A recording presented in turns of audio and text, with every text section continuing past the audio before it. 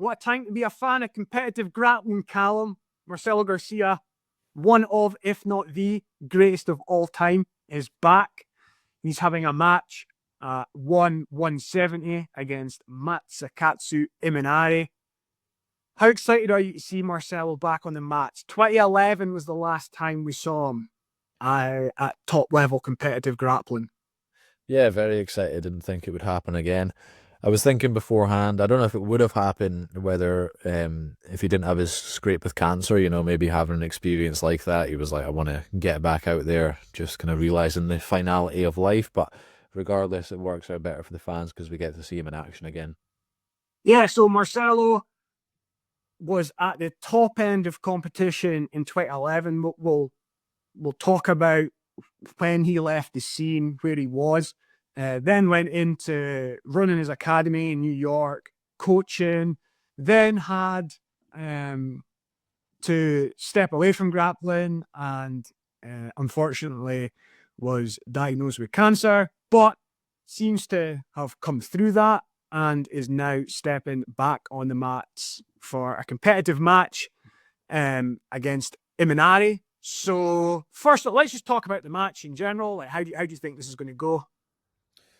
I've got Marcelo on this one quite comfortably. Obviously, when you've not seen someone compete in 13, 14 years, there's always going to be an asterisk.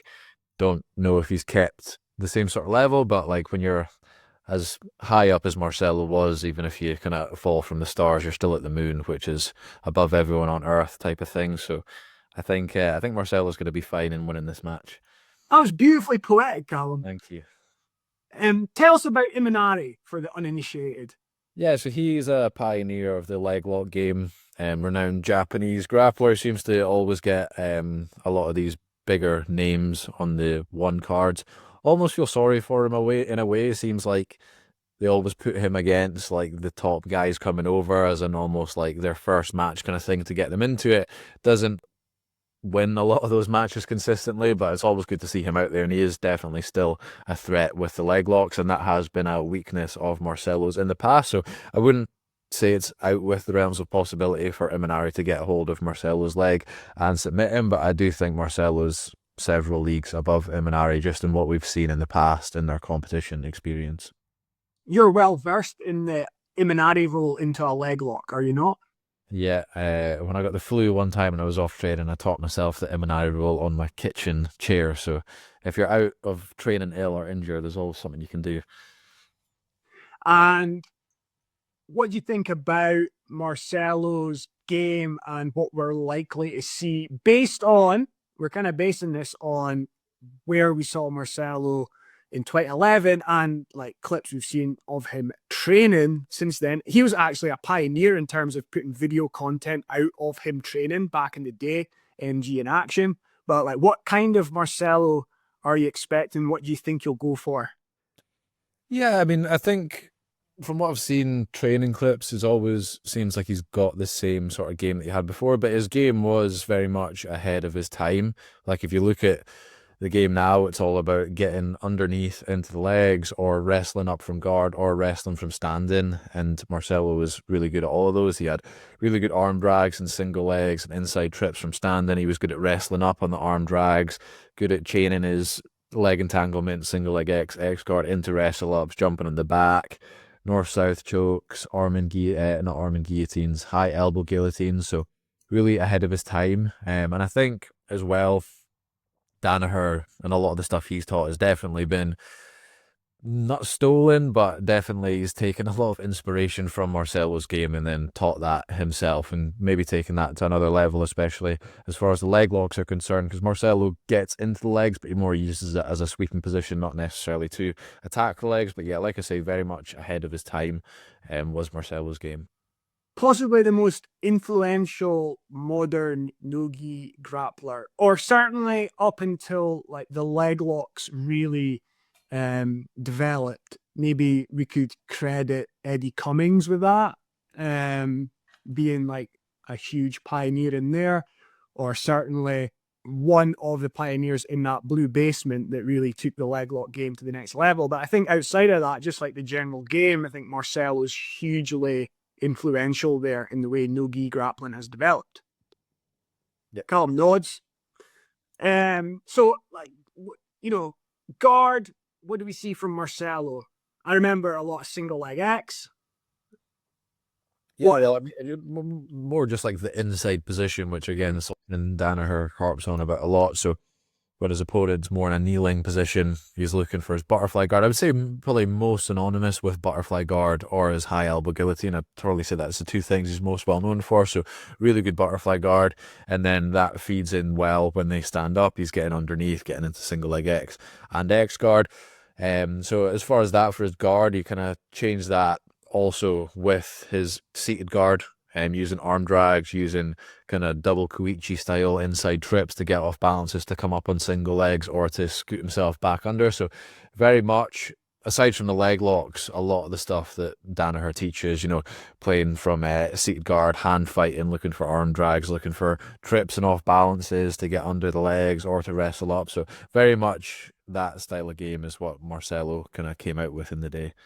I think Marcelo's well aware of the leg lock game. I just think he chooses not to go into it because I don't know if I've heard him say this.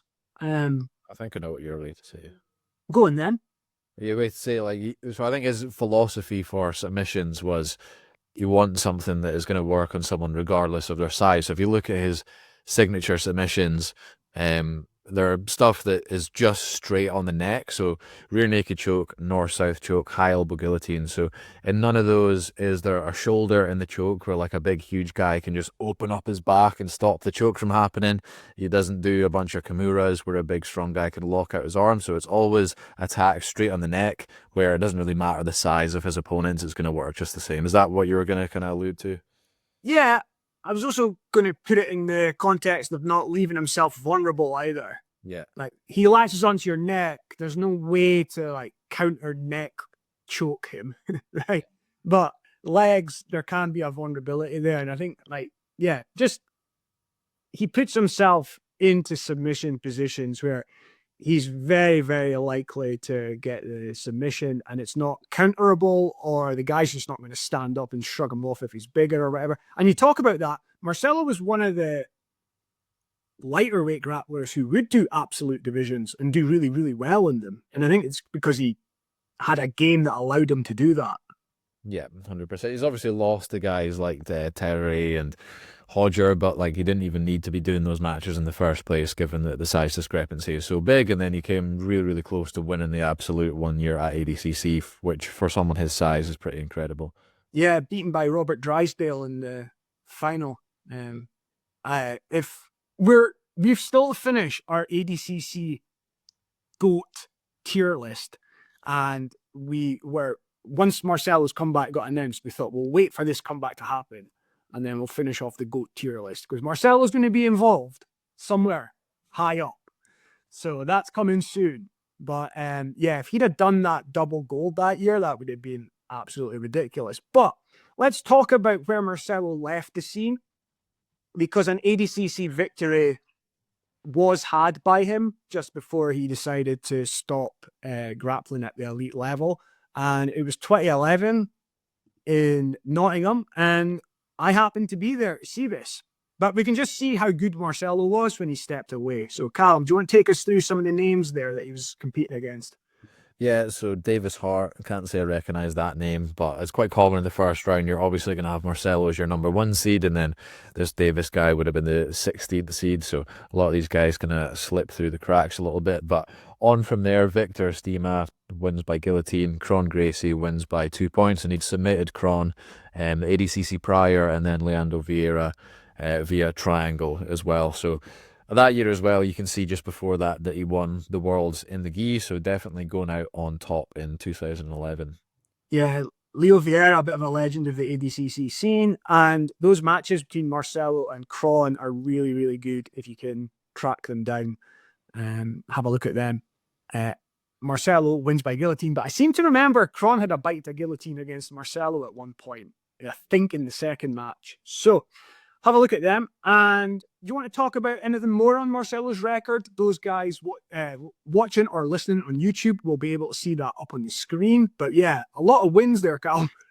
Yeah, I mean, a lot of the names that we see that he lost to were bigger guys. We can see that he has lost one time in his division in 2009. He lost by 3 points to Pablo Popovic, but for the most part, the losses that you can see, guys like Braulio, guys like Robert Drysdale, guys like Fernando Terre, Hodger. So he didn't even really need to do these kind of matches. So credit to him for jumping into the absolutes and did very well. But as far as his resume, 4-time ADCC world champion, 2003, 5, 7, and 11. And then in the gi, 2004, 6, 9, 10, and 11. So yeah, 5-time gi world champion, 4-time ADCC world champion. I think is it the most ADCC world titles from a weight class, not absolute, not super fight. Could be not made up titles. Yeah, where you get a gold medal for it. Then get a gold. Yeah, so I think he's probably got the record for weight classes, and 77 as well. Tends to be one of the harder weight classes, if not the hardest weight class, just because I think on average of human beings, most of them probably way closer to 77 than any other of the weight classes. So just sheer volume of grapplers in the world is going to be one of the harder weight classes. So to be so dominant in that weight class over the span of 10 years is pretty impressive. I just love that Marcelo's back on the scene and he's getting a bit of love and people are learning about him. Maybe if you've come to grappling, you've heard the name, but I'd encourage you to go back and watch some of these matches that we're talking about and look for some of the grappling that Marcelo utilized, and you'll learn loads from it. Doesn't go out of style, doesn't go out of fat. Like, it is still where the no-gi game is. So great to have Marcelo back.